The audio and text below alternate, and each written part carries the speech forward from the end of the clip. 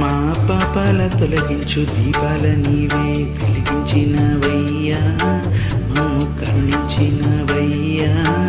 జన్మ జన్మాల పుణ్యాల పంటలే నిన్ను దర్శించినమయ్యా, మేము తరించినమయ్యా. మా పాపాల తొలగించు దీపాల నీవే వెలిగించినవయ్యా, మమ్ము కరుణించినవయ్యా.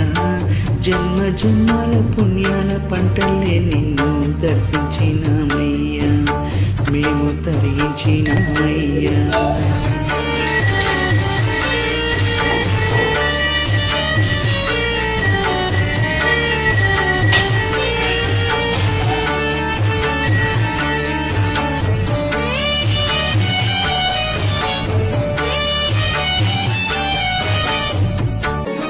పెడుతుంటే పెరిగేది ప్రేమన్న అన్నం, మిగిలేది ఈ పుణ్యం ఇచ్చు మేలైన పై జన్మం. రోగుల్ని ప్రేమించి వ్యాధుల్ని మాపి మరుజన్మ ఇచ్చావయ్యా, వారి బాధల్ని మోసావయ్యా. ఏనాడు పుట్టావు ఏడేడ తిరిగావు, నువ్వెంతవాడితివు, నువ్వు ఏనాటి దైవానివు. ఈ ద్వారకమాయి నివాసమయే ధన్యులమైనమయ్యా, మాకు దైవమై వెలిసావయ్యా. మా పాపాల తొలగించు దీపాల నీవే వెలిగించినవయ్యా, మమ్ము కరుణించినవయ్యా.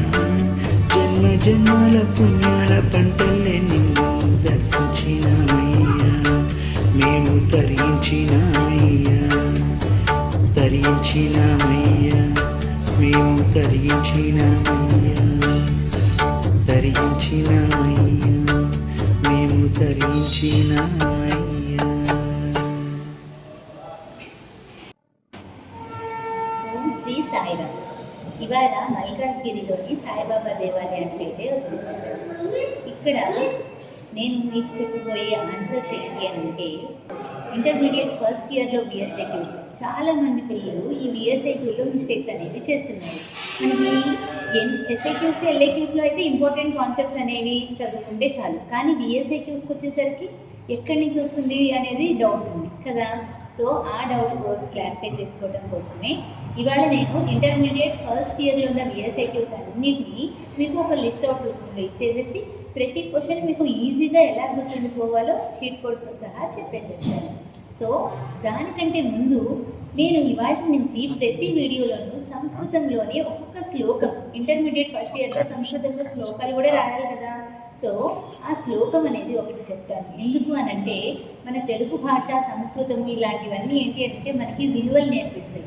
సో ఆ భావాన్ని కనుక కరెక్ట్గా మీరు అర్థం చేసుకుంటే మీకే ఉన్నత స్థాయికి వెళ్ళడానికి ఉపయోగపడుతుంది.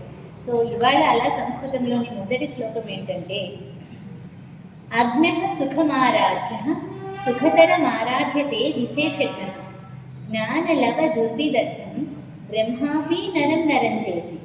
ఈ శ్లోకాన్ని ఇప్పుడు అందరూ ఇంగ్లీష్లోనే భావం రాస్తున్నారు, అవునా? కాకపోతే తెలుగులో భావం తెలుసుకుంటే ఎంత బాగుంటుంది అనిపించింది. దానికి తెలుగులో భావం చూడండి. అజ్ఞః సుఖమారాధ్య అంటే అజ్ఞానవంతుడు, కొంచెం తెలివి తక్కువ వాడికి ఈజీగా నేర్పించవచ్చు. సుఖమారాధ్య ఈజీగా నేర్పించవచ్చు. సుఖమారాధ్యతే విశేషజ్ఞ బాగా తెలిసిన వాడికి నేర్పించడం ఇంకా ఈజీ. జ్ఞానలవ దుర్విదగ్ధం బ్రహ్మాపి నరం నరంజయతి అంటే కొంచెం కొంచెం తెలుసుకుని ఆ తెలుసుకున్న దాన్ని బాగా ఎక్కువగా ఊహించుకుని నాకే అంతా తెలుసు అని విర్రవీగా వాళ్ళకి చెప్పటం బ్రహ్మతరం కూడా కాదు అని దీని భావం. చూసారా ఎంత బాగుందో? కాబట్టి మనం నేర్చుకునేటప్పుడు ఎప్పుడైనా గురువుల్ని గౌరవించాలి. ఆ గురువులతో మమేకమై మీరు చదువుకున్నారే అనుకోండి, ఆ సారం అంతా మీకు ఖచ్చితంగా లభిస్తుంది. అర్థమైందా? సో ఇదే మన సంస్కృతంలోని మొదటి శ్లోకం. మరి మన కెమిస్ట్రీ క్లాస్లోకి అయితే వచ్చేసేద్దామా ఇప్పుడు? అవే ఇంటర్ ఫస్ట్ ఇయర్లోని విఎస్ఐక్యూస్. ఓకేనా? స్టార్ట్ చేసేద్దాం.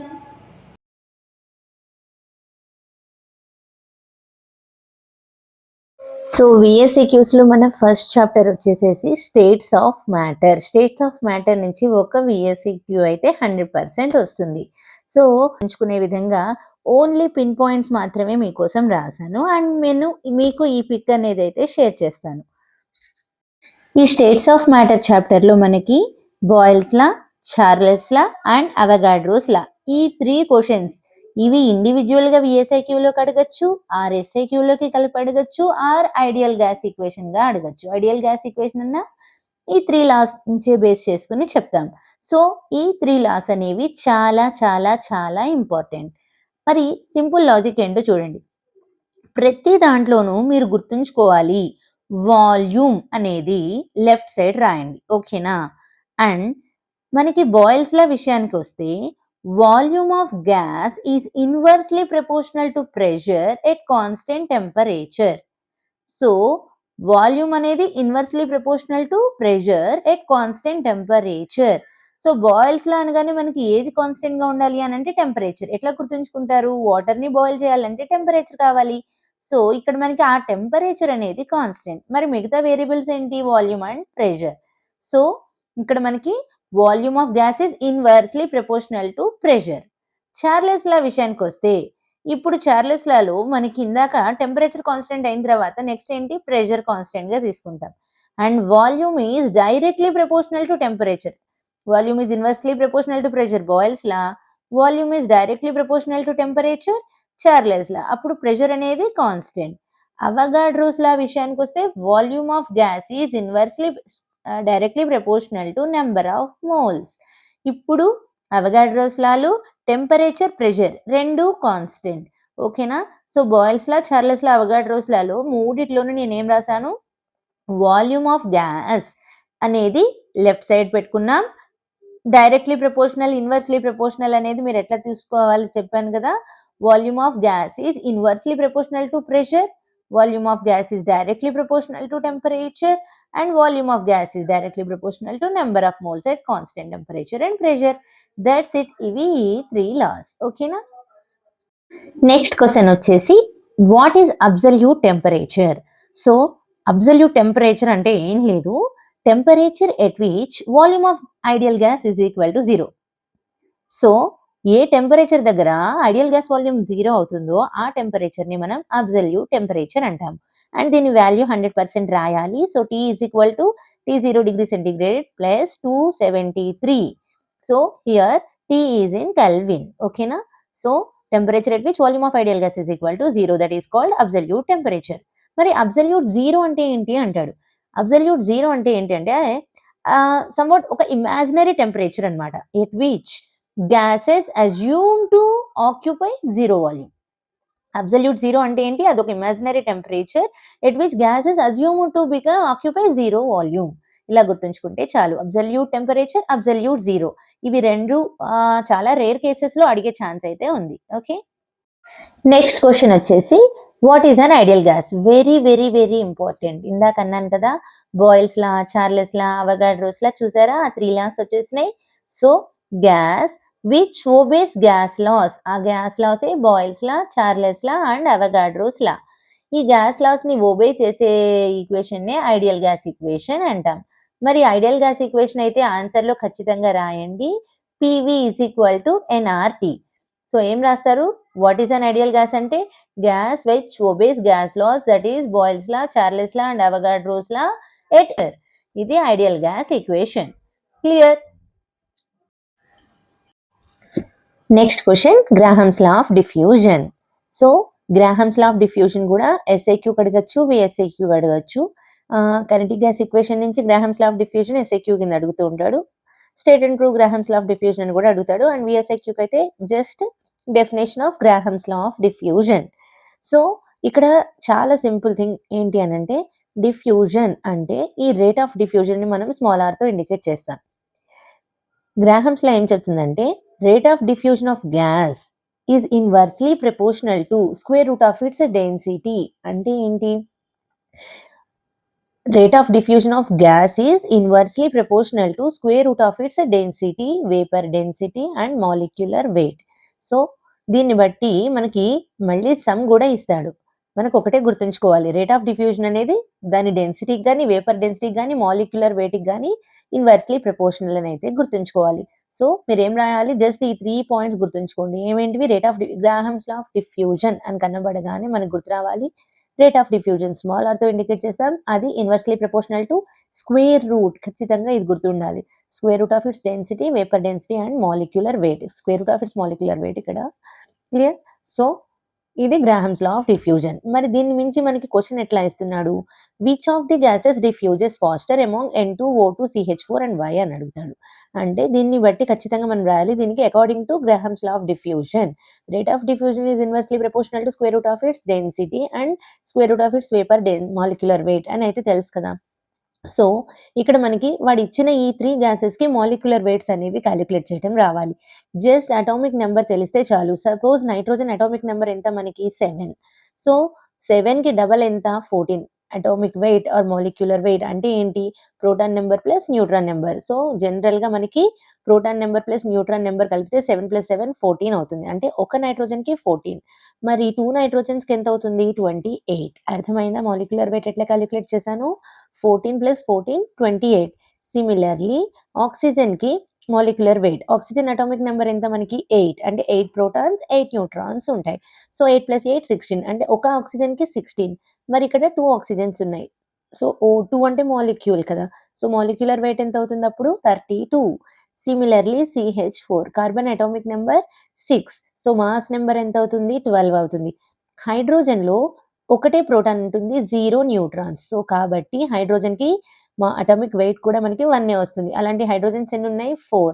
సో అటామిక్ వెయిట్ ఎంత 1 కాబట్టి 1 × 4 4 ప్లస్ కార్బన్ అటామిక్ వెయిట్ 12 12 + 4 ఎంత 16.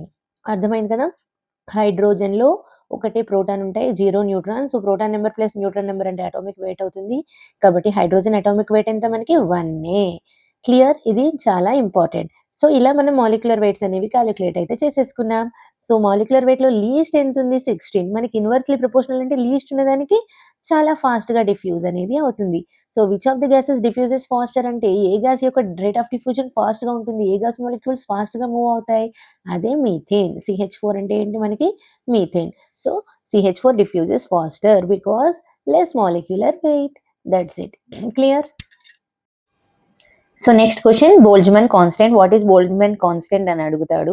జస్ట్ బోల్ట్జ్మన్ కాన్స్టెంట్ అంటే మీరు ఈ K వాల్యూ రాయాలి. K = ఏమవుతుంది మనకి R/N0. N0 అంటే యాక్చువల్గా మనకి అవగాడ్రో నెంబర్. R అంటే ఏంటి, యూనివర్సల్ గ్యాస్ కాన్స్టెంట్. సో మీరు దీన్ని బట్టి జస్ట్ ఇది ఒక్కటి గుర్తుంచుకుంటే మ్యాటర్ ఏం రాయొచ్చు, it is the ratio of universal gas constant R to Avogadro number N0 and దాని వాల్యూ వచ్చేసి K = 1.38 × 10⁻⁻23 Joule/Kelvin/molecule. Clear? Boltzmann constant అంటే జస్ట్ Kతో ఇండికేట్ చేస్తాం, R/N0 అని గుర్తుంచుకోండి. R అంటే యూనివర్సల్ గ్యాస్ కాన్స్టెంట్, N0 అంటే Avogadro number. That's it. Next question rate of diffusion కి similar గానే ఉండేది. ఇంకో క్వశ్చన్ ఏంటి, గ్రాహమ్స్ లా ఆఫ్ డిఫ్యూజన్ కి సిమిలర్ గా how many times methane diffuses faster than sulphur dioxide. ఇలాంటి క్వశ్చన్ ఇచ్చిన అసలు ఇక్కడ మనకి ఎప్పుడైతే డిఫ్యూజన్ అన్న వర్డ్ కనబడుతుందో మనం గ్రాహమ్స్ లా ఆఫ్ డిఫ్యూజన్ అయితే రాసేయాలి. So according to Graham's law of diffusion rate of diffusion is inversely proportional to square root of its molecular weight. So methane diffuses faster than sulphur dioxide అన్నాడు. అంటే మనం ఏమేమి తీసుకోవాలి, methane formula CH4, sulphur dioxide formula SO2. Rate of diffusion కదా అంటే RCH4/RSO2 is equal to square root of inversely proportional కాబట్టి molecular weight SO2/CH4 inversely కదా. So పైన SO2 కింద CH4. అర్థమైంది కదా. సో మరి మాలిక్యులర్ వెయిట్ ఆఫ్ SO2 ఎంత అవుతుంది, సల్ఫర్ అటామిక్ నెంబర్ ఎంత మనకి 16. 16 × 2 ఎంత 32. ఆక్సిజన్ ఎంత 16 × 2 32. ఓకేనా. ఆక్సిజన్ ఒక ఆక్సిజన్ 8, 8కి డబల్ 16, 16 × 2 32. 32 + 32 64. అర్థమైంది కదా. SO2 ఎట్లా క్యాలిక్యులేట్ చేసాము, సల్ఫర్ అటామిక్ నెంబర్ 16 దాన్ని డబల్ చేశాను 32 అయింది. 1 సల్ఫర్ 32, 1 ఆక్సిజన్ 16 వస్తుంది 8కి డబల్ కాబట్టి. అట్లాంటివి 2 ఉన్నాయి కాబట్టి 16 + 16 32. సో 32 + 34 ఎంత 64. అండ్ CH4కి వచ్చేసరికి కార్బన్ అటామిక్ నెంబర్ 6 డబల్ చేస్తే 12, hydrogen atomic number atomic weight 1 కాబట్టి 1 × 4 4. సో 12 + 4 16. 16/64 అంటే 16 4 64. √4 value 2. That's it. So methane diffuses 2 times than sulfur dioxide. Clear? Next question Dalton's law of partial pressures. Graham's law of diffusion, Dalton's law of partial pressure. ఇవి రెండు కూడా రిపీటెడ్గా అడుగుతూ ఉంటున్నాడు ఎస్ఐక్యూలో kinetic gas equation through prove చేయమని. ఇక్కడ మనకి జస్ట్ డెఫినేషన్ ఎస్ఐక్యూలో అడుగుతాడు. Dalton's law of partial pressure గురించి మాట్లాడుతున్నాడు. Total pressure is equal to sum of individual partial pressures, that's it. Dalton's law of partial pressure అంటే మీరు ఏం రాయాలి? P total is equal to P1 plus P2 plus P3 and so on. ఏంటివి ఇవన్నీ P1, P2, P3 అనేవి individual partial pressures. So Dalton's law of partial pressure అంటే total pressure exerted by all non reacting gases is equal to sum of its individual partial pressures అని రాస్తే answer అయిపోతుంది. So ఎప్పుడైనా ఇలా matter రాసిన తర్వాత, ఇది ఫార్ములా రాసిన తర్వాత దీనికి మ్యాటర్ జస్ట్ ఫార్ములా గుర్తుంచుకోండి మైండ్లో, దాని మ్యాటర్ రాయడం. Total pressure is equal to sum of individual partial pressures. Clear? Next question, what is compressibility factor అంటాడు. కంప్రెసిబిలిటీ ఫ్యాక్టర్ అంటే ఏంటి? జనరల్గా కంప్రెసిబిలిటీ ఫ్యాక్టర్ని జెడ్తో ఇండికేట్ చేస్తాము. Z is equal to PV by NRT. యాక్చువల్గా ఐడియల్ గ్యాస్ ఈక్వేషన్ అని మనం చదువుకున్నాం. ఏం చదువుకున్నాం? Ideal gas equation is equal to PV is equal to NRT అనేది condition. Clear? So compressibility factor అంటే సిమిలర్గా ఉంది చూడండి కొంచెం. Compressibility factor Z is equal to PV by NRT అంటే ఏంటి? పీవీ అనేది మోలార్ వాల్యూమ్ ఆఫ్ గ్యాస్, మరి ఎన్ఆర్టీ అనేది molar volume of ideal gas at same temperature and pressure. అంటే మరి కంప్రెసిబిలిటీ ఫ్యాక్టర్ ఏమవుతుంది? Molar volume of gas by molar volume of ideal gas at same temperature and pressure. Clear? So ఇది ఒకటి గుర్తుంచుకోండి, ideal gas లాగా ఉంటుంది compressibility factor అని. అదేమో PV is equal to NRT, Z is equal to PV by NRT compressibility factor. Clear? మన next question, why pressure cooker is used for cooking food on hills? కొండల మీద అన్నం వండుకోవడానికి కుక్కర్ని ఎందుకు యూజ్ చేస్తాం? జనరల్గా ఏంటి అంటే atmospheric pressure is low at higher altitudes. ఇది మనకి జనరల్గా తెలిసింది. తిరుపతి బస్సులో వెళ్తున్నారు, కార్లో వెళ్తున్నారు, మన చెవులు దిబ్బడేసినట్టుగా అయిపోతుంది. ఎందుకు? అక్కడ మనకి అట్మాస్ఫియరిక్ ప్రెషర్ అనేది లో అయిపోతుంది అనమాట. సో దానివల్ల ఏమవుతుంది? అలా చాలా దిబ్బడిగా అనిపిస్తూ ఉంటుంది. సో జనరల్గా అక్కడ ఏం జరుగుతుంది? Liquids at higher altitudes boil at low temperature. ఇది రాస్తే చాలు. Compared to sea level. So మనకేంటి? హయ్యర్ ఆల్టిట్యూడ్స్ అంటే ఏంటి? సీ లెవెల్ కంటే చాలా ఎక్కువ. So atmospheric pressure is low at higher altitudes, కాబట్టి liquids at higher altitudes boiled at low temperature compared to sea level. Hence pressure cooker is used for cooking food on hills. So only 2 points గుర్తుంచుకోవాలి. ఏంటి pin points ఏంటి? Atmospheric pressure అనేది లోగా ఉంటుంది higher altitudes లో, liquids అనేది higher altitudes లో లో టెంపరేచర్ దగ్గర బాయిల్ అవుతుంది. కాబట్టి మనకి ప్రెషర్ కుక్కర్ని యూజ్ చేస్తాం హిల్స్ మీద. క్లియర్? ఇది కూడా ఒక 2 to 3 టైమ్స్ దాకా అడిగాడు ఈ క్వశ్చన్ కూడా. Okay, very very important. So ఈ చాప్టర్లో మనకి 13 విఎస్ఐక్యూస్తో పాటుగా క్వశ్చన్ ఫార్మాట్లో కూడా అడిగే ఛాన్స్ ఉంటుంది. ఆ 13 విఎస్ఐక్యూస్ కానీ ఆర్ఎల్స్ 2 మార్క్స్కి మనకి ఒక ప్రాబ్లం అనేది అడిగే ఛాన్స్ ఉంది. ఒక 2 ప్రాబ్లమ్స్ అయితే ఫ్రీక్వెంట్గా అడుగుతున్నాడు. 2 ప్రాబ్లమ్స్లో ఫస్ట్ ప్రాబ్లం వచ్చేసి calculate kinetic energy of 5 moles of nitrogen at 27 degrees centigrade. ఇదైతే వాడు క్వశ్చన్ ఇచ్చాడు, క్యాలరీస్లో క్యాలిక్యులేట్ చేయమంటున్నాడు. మరి ఇప్పుడు మనకి ఇచ్చిన ఇన్ఫర్మేషన్లో number of moles is equal to ఎంత? 5. దాన్ని ఎంతో ఇండికేట్ చేస్తాం. అండ్ టెంపరేచర్ ఇచ్చాడు 27 degrees సెంటిగ్రేడ్. సో 27 degrees సెంటిగ్రేడ్ని కెల్విన్లోకి మార్చాలి అని అంటే 273ని యాడ్ చేయాలి. So 27 + 273 that is equal to 300 kelvin. And R value, యాక్చువల్గా మనకి ఆర్ ఏంటి అని అంటే కైనెటిక్ ఎనర్జీ ఫార్ములా ఏంటి? 3/2 nRT. ఎన్ తెలుసు, టీ తెలుసు, ఆర్ వాల్యూ మనకి క్యాలరీస్లో అడుగుతున్నాడు అంటే ఆర్ వాల్యూ అప్రాక్స్గా మనం 2 తీసుకుంటాం. సో అవన్నీ సబ్స్టిట్యూట్ చేస్తే ఇదంతా నేను కట్ ఆఫ్ చేశాను. ఇది చూడండి, 3/2 ఇంటూ ఎన్ వాల్యూ ఎంత? 5, R value 2 into T value ఎంత వచ్చింది మనకి? 300. క్యాలిక్యులేట్ చేస్తే ఆన్సర్ ఎంత? 4500 క్యాలరీస్. ఓన్లీ 1 minute జస్ట్ ఈ ఫార్ములా ఒక్కటి రాసుకుని ఎన్ వాల్యూ 5 పెడతాం, ఆర్ వాల్యూ 2 పెడతాం, టీ వాల్యూ 300 పెడతాం, సబ్స్టిట్యూట్ చేస్తాం, ఆన్సర్ వస్తుంది. 1 minute మనకి 2 మార్క్స్ అనమాట. యాక్చువల్గా విఎస్ఐక్యూస్ మనకి 1 minute కన్నా ఎక్కువ పట్టదు. 10 విఎస్ఐక్యూస్ కరెక్ట్గా రాస్తే 10 minutes. ఎస్ఐక్యూస్ ఒక్కొక్క ఎస్ఐక్యూకి మహా అయితే 10 minutes పడుతుంది. 5 minutes to 10 minutes పడుతుంది. అవునా? మ్యాక్సిమం 1.5 hourలో పేపర్ని అయితే ఈజీగా కంప్లీట్ చేసేయచ్చు. ఐపీఈ చాలా ఈజీ. ఓకేనా? సో సిస్టమేటిక్గా నేర్చుకోండి. నెక్స్ట్ క్వశ్చన్ వచ్చేసి calculate the ratio of kinetic energy of 3 grams of hydrogen and 4 grams of oxygen at a given temperature. So మనకి మాస్ ఇచ్చాడు, హైడ్రోజన్ మాస్, ఆక్సిజన్ మాస్ ఇచ్చాడు. కైనెటిక్ ఎనర్జీ రేషియో అనేది అయితే calculate చేయమంటున్నాడు. మరి మనకి ఫార్ములా ఏంటి? Ke is equal to 3/2 nRT కదా. మరి యాక్చువల్గా ఎన్ అంటే number of moles. Number of moles is equal to weight by gram molecular weight. Clear? So ఇప్పుడు ఈ ఎన్ ప్లేస్లో వాడు మోల్స్ ఇవ్వలేదు, గ్రామ్స్ ఇచ్చాడు కాబట్టి మనం చేస్తున్నాము n ప్లేస్లో weight by molecular weight substitute చేసుకుంటున్నాం. అదే మాస్ బై మోలార్ మాస్ రాశాను. RT as usual. అండ్ ఇవి యూనివర్సల్ గ్యాస్ కాన్స్టెంట్ అనేది రెండిటికి కాన్స్టెంట్ కాబట్టి క్యాన్సిల్ అయిపోతుంది. రేషియో అంటే టీ కూడా క్యాన్సిల్ అయిపోతుంది. 3/2 కూడా క్యాన్సిల్ అయిపోతుంది. సో ఫైనల్గా మనకి మిగిలేది వేరియబుల్స్ ఇవి రెండు, మాస్ బై మోలార్ మాస్. అప్పుడు K1/K2 ఏమవుతుంది? M1/M2/M2/M2. M1 M2 అనేవి ఏంటివి? ఇక్కడ masses of hydrogen and oxygen. ఇది molar mass of hydrogen and oxygen. మరి మాస్ ఎంత ఇచ్చాడు హైడ్రోజన్ది? 3. M2 ఎంత ఇచ్చాడు? 4 grams of oxygen. Similarly molecular weight of hydrogen ఎంత? 2. మాలిక్యులర్ వెయిట్ ఆఫ్ ఆక్సిజన్ ఎంత మనకి? 32. H2 అంటే ఎంత అవుతుంది? 2 అవుతుంది. O2 అంటే ఎంత అవుతుంది? 32 అవుతుంది. సో ఈ క్యాలిక్యులేషన్ చేసుకుంటే 32 × 3 96, 4 × 2 8. That is equal to ratio ఎంత వచ్చింది? 12:1. క్లియర్. చాలా సింపుల్ అనమాట. రేషియో ప్రాబ్లం కూడా అడిగే ఛాన్స్ ఉంది. ఇది చేసుకోండి. ఎక్కువగా అయితే ఈ ప్రాబ్లమే అడుగుతున్నాడు. ఇందులో వీడు మనకి ఈ మోల్స్ మారుస్తూ ఉంటాడు. 2 మోల్స్ అంటాడు, 4 మోల్స్ అంటాడు, అట్లా మోల్స్ మారుస్తాడు. సో ఆ నెంబర్ అనేది మనం ఇక్కడ ఈ n వాల్యూ మార్చుకుంటే సరిపోతుంది. క్లియర్. సో ఈ ప్రాబ్లమ్స్లో ఇది మోల్స్ మార్చైనా ఇస్తాడు, ఆర్ఎల్స్ ఇదన్నా ఇస్తాడు. లేదు అని అంటే మనం చెప్పిన 13 క్వశ్చన్స్లోంచి అయినా ఇవ్వచ్చు. క్లియర్. ఇలా మనం స్టేట్స్ ఆఫ్ మ్యాటర్ SIQs అయితే కంప్లీట్ చేసేసుకున్నాం.